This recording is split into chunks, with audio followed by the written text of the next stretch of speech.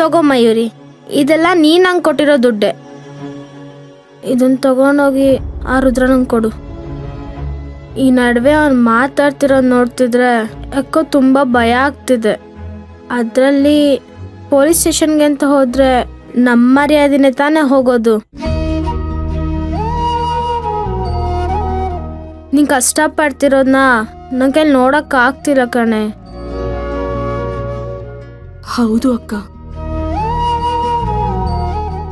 ನಮ್ ಕಷ್ಟಕ್ಕಾಗೋ ನೀನ್ ಕಷ್ಟದಲ್ಲಿರುವಾಗ ಸುಮ್ಮನೆ ಇರೋದು ಸರಿಯಲ್ಲ. ನಾನು ಆಸೆ ಪಟ್ಟೆ ಅಂತ ನೀನು ಈ ಓಲೆ ತೆಕ್ಕೊಟ್ಟೆ. ಈಗ ನೀನ್ ಕಷ್ಟದಲ್ಲಿರುವಾಗ ನಂಗಿದ್ರ ಅವಶ್ಯಕತೆ ಇಲ್ಲ.